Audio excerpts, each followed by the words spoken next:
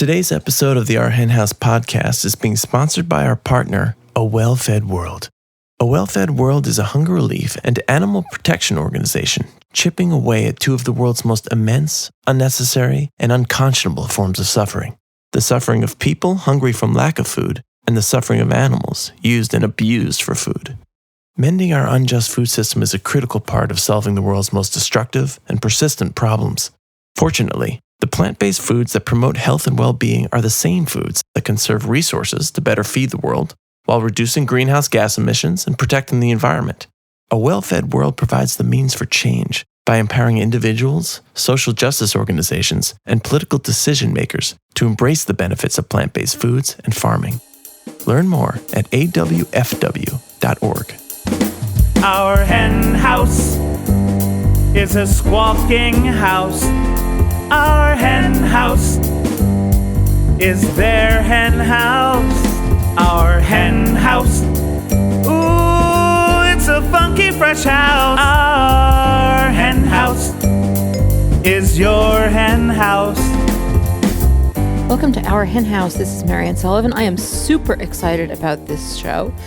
I'm going to be doing another in my series of interviews on religion, in which I'm speaking with people of faith. And today I'll be speaking with Ziyaad, who is a Toronto attorney and a practicing Muslim. And he has given a lot of thought to Islamic teachings and practices vis-a-vis animals. And this interview blew me away. I really hope you feel the same way about it. Then Jasmine will be speaking once again with Justin Van Kleeck, who has been on the podcast before and who is one of the founders of the micro sanctuary movement. And he'll be updating us on that movement, among other things. And it's really grown by leaps and bounds since we last spoke to him way back on episode 194. And of course, as usual, we'll have news, we'll have Rising Anxieties. Our bonus content for this week is a fascinating extension of my conversation with Ziyaad. If you are a member of the flock, you'll get an email the Tuesday after this podcast goes up with a link, or you can find it on the Flock Facebook page. If you're not a member of the Flock, you can join for $10 a month at ourhenhouse.org/donate. So my interview with Ziyaad is on the long side, and actually I think Jasmine's interview with Justin is on the long side, so I'm just going to get right to it. Ziyaad is a lawyer. He's a social justice activist. He's also an adjunct professor. He has taught animal law and society at Osgoode Hall Law School in Toronto. He's also an award-winning writer. After 9/11, he established the Canadian Muslim Lawyers Association's advocacy arm. He's also the founder of Give 30, which is a Ramadan-inspired initiative to unite people of all backgrounds in the fight against hunger. But for our purposes, we are particularly interested in his long-standing special concern for animals and their interests. He wants to know how law, religion, philosophy, ethics, and public policy can address the challenges facing animals, and he considers that to be one of the greatest moral issues of our time. And in that, I am totally with him, and let's get right to that interview.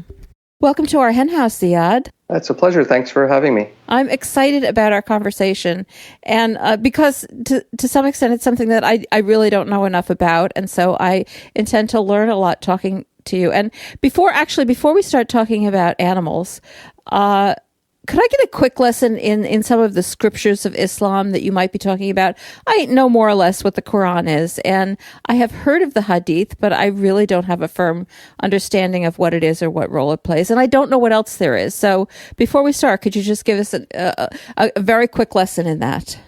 Sure. As you mentioned, the Quran, I'd say it's comparable to maybe the Bible. It's, in Islamic theology, the Quran stands as the word of God revealed to Muhammad through the Archangel Gabriel. And for any lawyers out there or lay people as well, I usually try to compare that in terms of Islamic law as the Constitution. Those are sort of the main principles of Islam. It's the core law. But of course, a lot of details need to be implemented in daily life. And the Hadith are basically instructions from the Prophet Muhammad on how to implement particular principles in detail.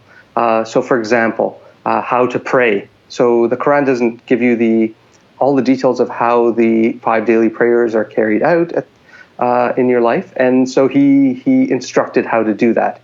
So there's those sorts of practical things he would give instruction on, and then as well, how he lived was an example for those who came after on how to model themselves. And he made a clear distinction on when he was speaking as a human being versus when he was speaking as a prophet. So the hadith really reflect when he was speaking as a prophet and outlining law or theology and giving instructions on that. So when we speak about animals, there are instructions in the Quran that we could talk about, what the status of animals are and the importance of life and preserving life.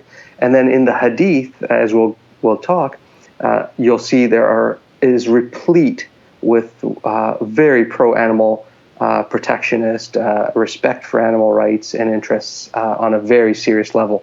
That's found in the hadith, and those are sort of the regulations, and both would apply. So interesting, and I'm excited to hear how this is going to evolve now that we're going to be talking about animals now that we've sorted out the terms. And so let's start with the big picture. From your perspective, based on these scriptures, what is the status of animals in Islam as derived from these different sources? Right. So that's a good place to start. The way I see animals, and I of course, there's obviously going to be people who might say something different, but I think across the board, if you ask any religious scholar in Islam or expert on the issue, there's complete agreement, I think, that animals, non-human animals, because humans are an animal, even in Islamic theology, we're one of the animals, one of the created animals, but non-human animals are Muslims in the lowercase sense of the word, and I'll explain that. The word Muslim simply means one who submits to the will of God and lives in that way. And so uppercase Muslims, formal Muslims walking around the world today are human beings. But in the truest sense of the word, those who submit to the will of God and live that way would be non-human animals, and all of nature, trees, the earth itself, those are Muslims in the truest sense. So in the pure sense, non-human animals and nature itself are co-religionists to Muslims, capital M Muslims. In the Quran indicates that animals are sentient beings. They form communities and societies like us, but humans are not completely aware of how that works. They communicate, they have communications, they have legitimate interests. And what I found striking is the Quran says that God created the earth and laid it out for all his creatures, not just for one of them. And I take that to mean that this earth is supposed to be shared by all creatures. And I'll let you ask me the next question, but I'll just finish that by saying there's a distinction maybe between Islam and current Christianity, where there's a sense of dominion in Christianity, if I read it correctly, that humans have dominion over the earth. There's a subtle but important difference. Humans do not have dominion over the earth in Islam. Humans are simply trustees of God's earth.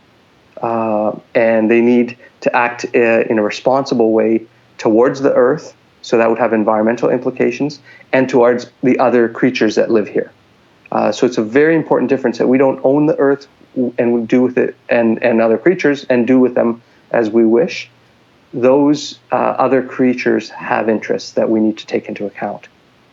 Yeah, I think there's actually, to some extent, within Christianity, within people who talk about animals, there's certainly a debate about the meaning of that word dominion, and perhaps some people who interpret it a little more closely to what you're talking about as trustees who use the word stewardship. Yes. So that would bring that closer to the kind of concept you're talking about. So is the distinction, you said that this is really quite extraordinary, because all of the pieces for attending to animals in a very serious way are clearly there, which I think it might be harder to say about the Bible. That from what you're saying, it is written in these scriptures that animals are sentient. Is it really clear that's there's no question about that it's accepted that animals are sentient? There's no debate. I'll give you a few examples. The Quran. The interesting thing about the Quran is some of the chapters are named after animals, which I find to be interesting. I mean, part of the theology of Islam is that humans, you're on this journey to become aware of God and to transform yourself into a better person.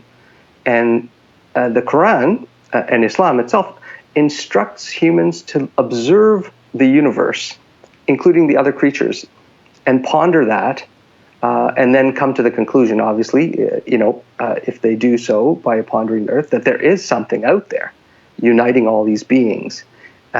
So the Quran clearly says animals worship God, but they do it in ways that humans may not fully understand. I mean, we're beginning to understand some of those things now, that animals have complex communication. I think all of us and your listeners all agree that animals are very sophisticated in many ways that we aren't. And each creature has different abilities. But the Quran had already, it's a slam dunk. I would bet money, even though I'm not a betting guy, that there's no debate in Islam, that animals from the get-go, when the Quran was revealed 1,400 years ago, are sentient beings. They worship God. They have communication. So this whole Cartesian, the thing that went wrong, I guess, with animals and the Renaissance, where they became things and didn't have feelings, and Descartes was saying, they were just automatons robotically screaming, that would not have held water in Islamic theology.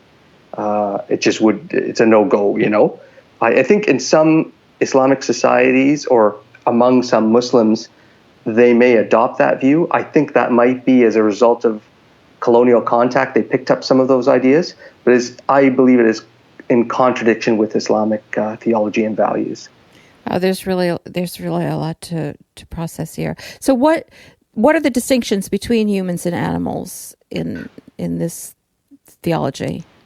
So as humans have this role as trustee, there's a great story in Islam that says, God created the universe and then went to the different creatures asking them who wanted to be the trustee. And all of them, the mountains, the animals, the other animals, turned it down because they realized, I think, it was such a great responsibility. But humans, being humans, stepped up and said they'd do it. Arrogant idiots. Exactly. So I think that trustee role, I believe, as I read it, brings with it the moral responsibility. There are some benefits to being a trustee, and we may have some things that animals don't have in terms of knowing God. I don't even think that's too big a distinction, but we have moral culpability, which animals do not have. They're in complete worship of God. So one verse in the Quran says, everything worships me. So God is speaking to us. Everything worships me except some humans.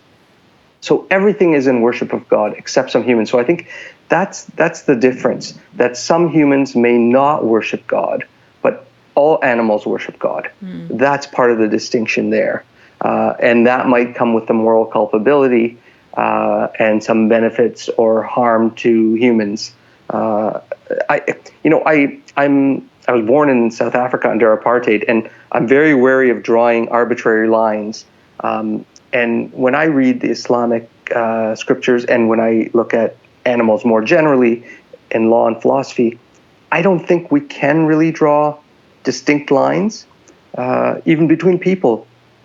People have different skill sets and benefits, and between two people, you'd find different things they have.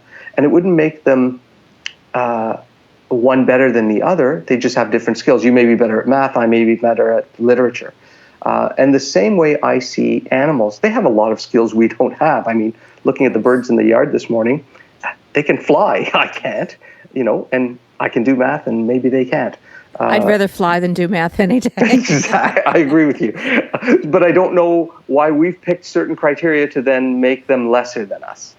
And the way I read Islam is it actually challenges us to rethink some of that. Well, I hope other people are doing the same. The stuff you're saying kind of reminds me of something I've always thought about, and this is in a different, like in a moral philosophy kind of realm, when some people say, well, animals can't have rights because they can't have duties. And I always think, well, animals do have duties. They have a duty to live in the world as themselves.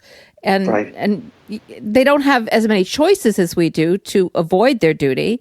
But it just reminded me, sort of, I don't know whether that strikes a bell with you, similar to what you're saying, that Yes. They are who they are, and we have more choices, but that doesn't mean that they don't have to fulfill their obligation to be themselves, or maybe obligation is the wrong word. Anyway, I'll get off of my own thoughts on this, because you had mentioned in the beginning that there are these big concepts, and then perhaps in the Hadith or elsewhere, there are specific rules. So we've talked about some of the big concepts, which are really quite stirring. And I'd like to talk a little bit about how that plays out in the specific rules. Like, what are some of the rules about how humans should treat animals in order to live a moral life? So, as maybe some of your listeners are aware, but Muslims are allowed to eat meat, but as from animals, but it needs to be halal. And to draw an analogy, it's very similar to kosher, the actual rules of how an animal is killed to be eaten. So we could talk about the halal food rules. Yes, for sure. I definitely want to get into halal. Okay, so which would you like to talk about first, the halal food or the welfare rules and the rights of animals? Let's start with the welfare rules and the rights of animals, and then get into how they apply to animals who are eaten. Sure. So Muhammad, in his community, I guess in that society, he was interacting with animals. And as I say that, I also just take one little aside to say that in Islamic theology, Muhammad's title, his ultimate title in the Quran was said, God addresses Muhammad and says, I have not sent you, Muhammad, except as a mercy to the entire universe, to all creation. So I think sometimes Muslims think he's just a prophet to humans. He's not. He really was a prophet to all creatures. And you see that in his actions. One anecdote I can give, which is, from the Hadith, that he passed a donkey that was branded on its forehead. And he said, may the one who's done this be cursed. Because it's not, branding moved then to the area where the animal might have more fat, because it was more cruel to do it on the head. He would, in one instance, he and his companions were on some kind of a travel, and they were resting. And he came back to them from being away from them for a minute, and he saw a bird circling overhead, squawking. And he asked his companions, who has hurt her feelings? So there's a couple of things in play here. That he's concerned about her emotional interests, not about her physical interests. Who's hurt her feelings? And they said, well, she's had a nest and we took the chicks and it was fun, or whatever, that, goofing around. And he scolded them, saying, she has an interest in those chicks and you've hurt her feelings, return them. So he's clearly taken her interests beyond physical interests into account, and ordered his companions to make amends and alter their ways. Things like sport hunting in Islam are completely prohibited. So unnecessary killing, sport hunting, that sort of thing is completely prohibited in Islam. There are instances where, I'll leave you with this one and then we can talk about something else if you like, or more of this. Muhammad was from Mecca, and it was a pagan society, and he was persecuted. And he left to go to a town called Medina, and he established his community there. And then ultimately, when he conquered Mecca again, this is a very significant moment in Islamic history, the reconquest of Mecca, the conquest of Mecca. And when his army was moving towards Mecca, they passed a dog, a female, with puppies. And I usually, when I talk to people, I say, it's such an important event. Wouldn't all his soldiers be important? Yes. Muhammad posted sentries so the dog and puppies would not be disturbed by his army moving past. And that's when, when Singer talks about equal consideration or taking interest seriously, that's what I see happening in this type of instance. And Muhammad had laid out extensive rules on not overworking animals, so work animals, donkeys, horses, camels, and in Islamic society following Muhammad, there were also retirement areas for work animals, if you can believe it. That once they were old and shouldn't be worked anymore, they'd be put to pasture. They wouldn't be killed; they'd be put to pasture. Yeah, those are really extraordinary stories, especially that one about the dogs. Because treating your work animals well is one thing, and it's super important, and it's great that it's in there. But you can see a certain human benefit there. But that story about the dog is really extraordinary. Yes, there's nothing to be gained. I usually tell people, what's the human gain? What's the gain for Muhammad? He actually probably lost because conquering Mecca was an important, step, and to give up resources in that instance shows that he was interested in her interests and her puppies. I'll give you one last one, which is quite striking. This is from the Quran, actually. That's Solomon. He's a prophet in Islam, and he's a biblical figure. So Solomon actually was taught the speech of animals, the Quran says. So he could understand animals, he could communicate with them, and he was very thankful that he could do that. And in his service and his army, he had animals, including birds, which he communicated with and argued with, actually. Didn't just instruct them. There's sort of a great story of him arguing with a bird called a hoopoe, which is like a kingfisher. And the bird argues back to Solomon the wise.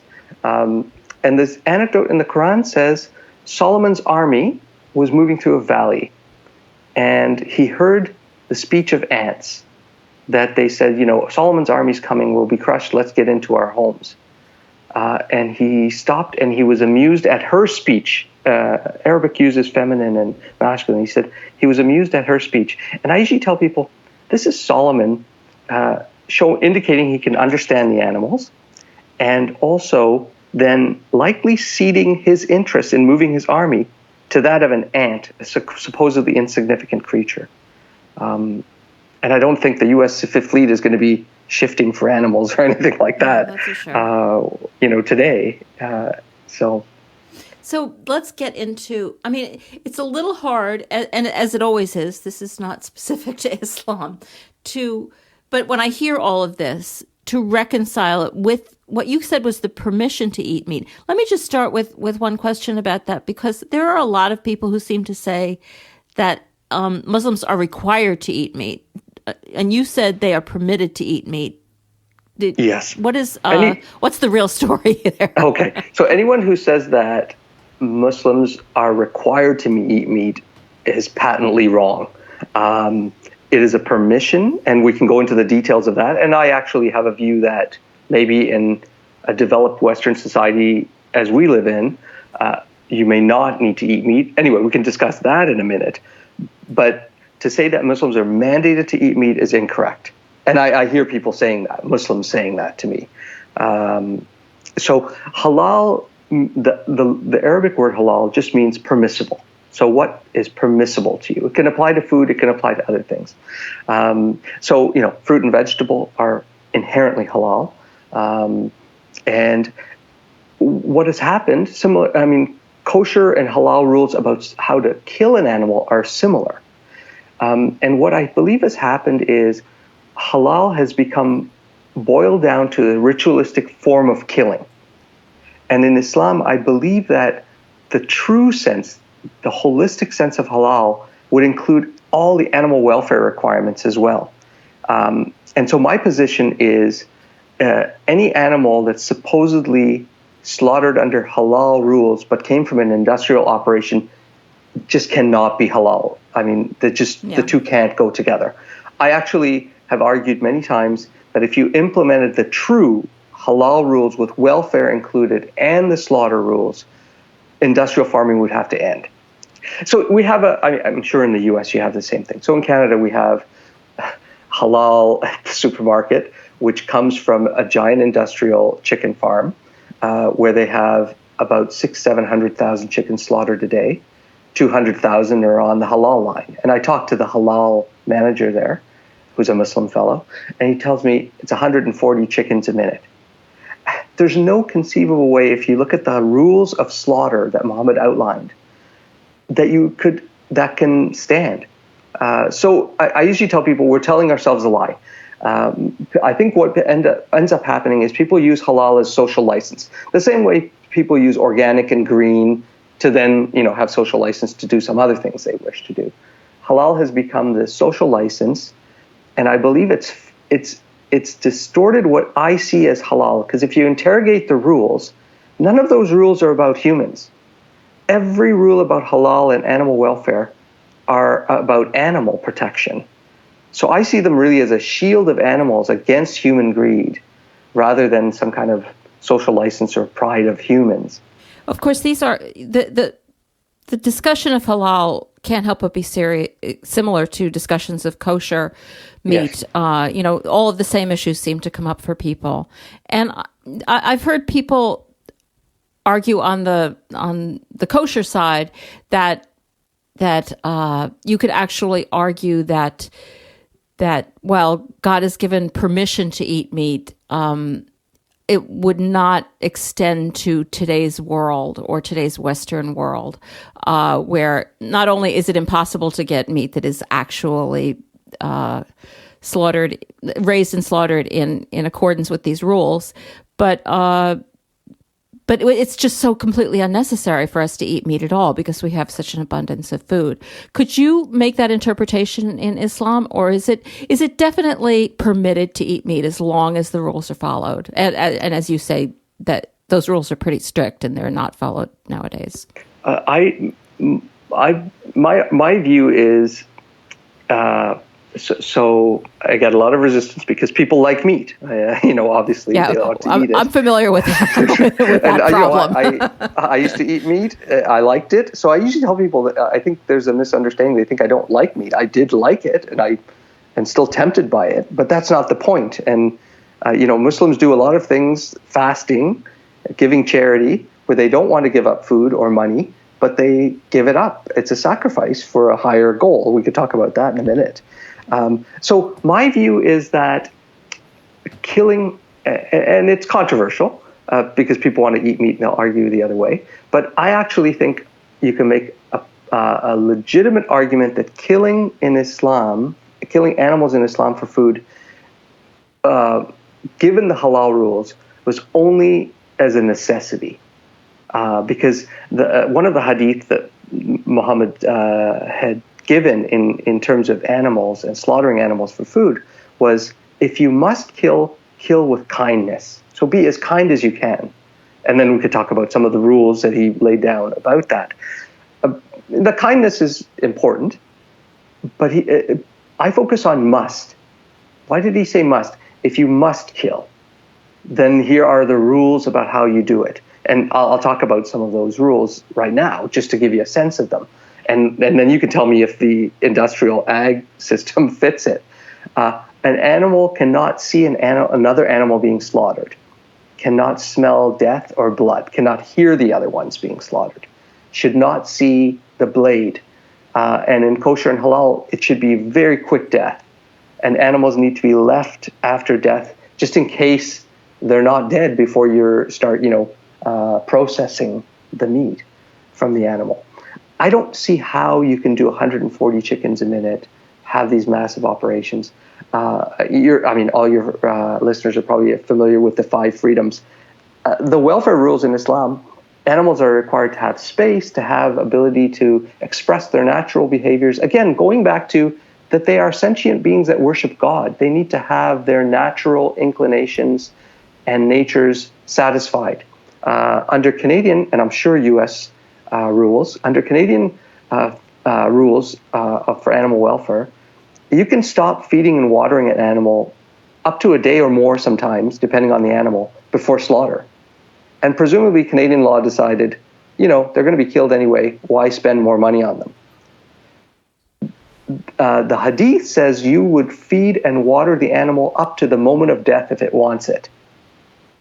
So right there on that simple fact, Canadian law contradicts. So how could we eat meat coming from an industrial operation that's stamped halal if that Canadian law is in contradiction and doesn't comply with what our moral requirements are? So I come to this issue of the halal as a shield. I think it's a shield for the animals against what we would do. And maybe Muhammad saw how greedy we'd become because of human nature, set up these rules. And if you needed to kill, you needed to follow these strict requirements. But I don't think halal is a ceiling. I think halal is a floor.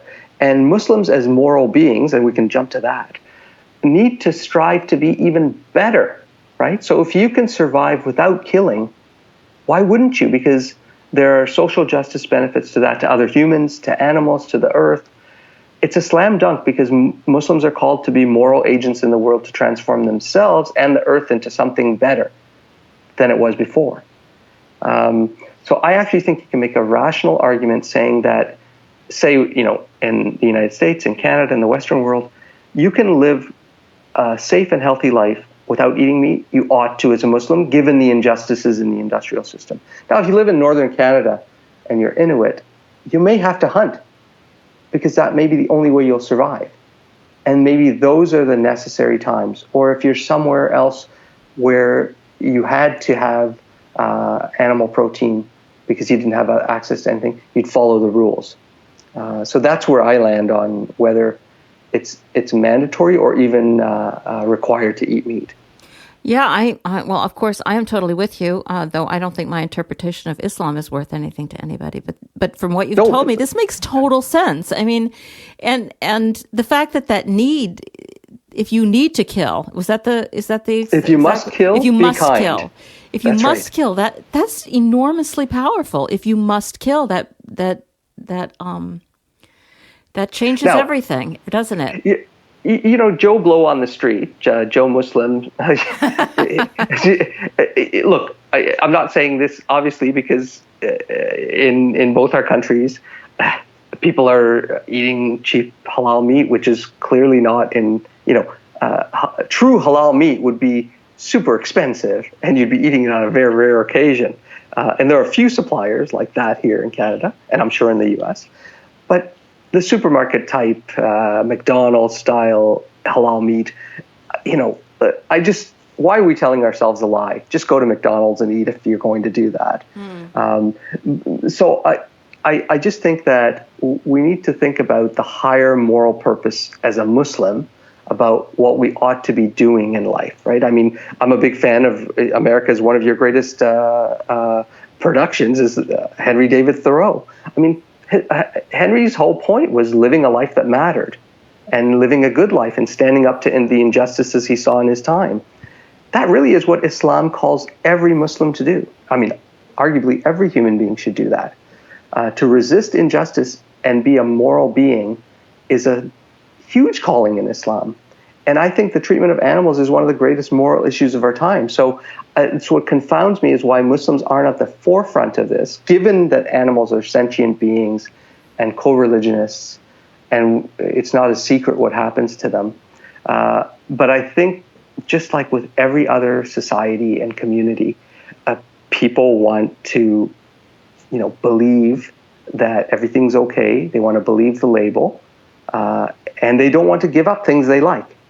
It's just a human issue. So how do people react when people within the Muslim community react? Because it does seem there's an even stronger argument because of all of the scriptural references you made for refraining from eating meat. I get the range of reaction. I guess you've seen, I probably mangle the reference, but social movements go through ridicule, opposition, and acceptance. So I get a bunch of those. I get ridicule, just people think it's funny, and then I get opposition where people tell me this is against Islam, we have to eat meat, which is clearly there's no scriptural or legal foundation for that at all, but it's somehow in the popular parlance, just as in Christianity and Judaism, retail faith does not connect up with what's in the wholesale. It doesn't connect with any scriptural rules sometimes. Sure. So you'll get that. And then there are people, though, that when I make the arguments are open to it. And I find young people are open to listening to that, especially if it's grounded in the faith. If they want to still be true to the faith, I think you can make a strong case saying that in today's society, you'd sacrifice. Yes, you want to eat it because you like the taste of it. But the greater Muslims are called to sacrifice in the cause of justice. And we're doing, and definitely we should not be agents of injustice. So I think that's an important piece of it. That yes, you are allowed meat, but it's so unjust in these circumstances that you'd forego it, and that would be an act of resistance. I'll give you one example, Mariann, that people have made in Islam. There's something called the 5 pillars of Islam, which are basically the foundations of the faith. You know, that there is one God, you fast during Ramadan, you give this charity to the poor, you go on pilgrimage to Mecca. So these are the core foundations of the faith. Meat eating is not one of them.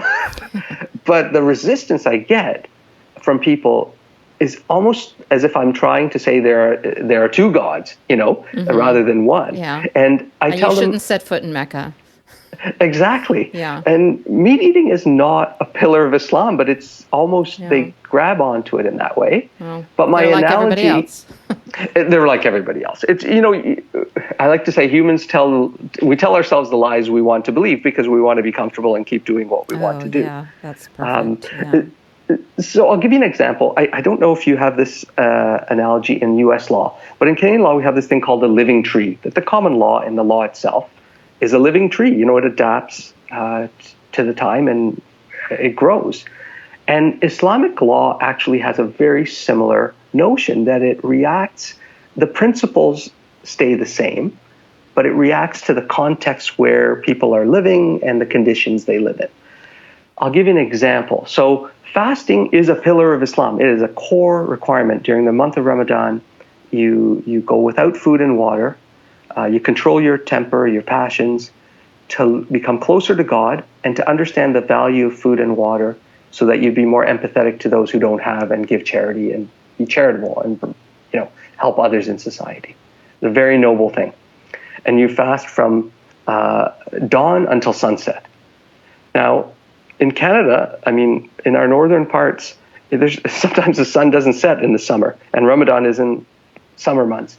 So there's a mosque now in Inuvik in the Arctic, and their day is almost 24 hours long in the summer.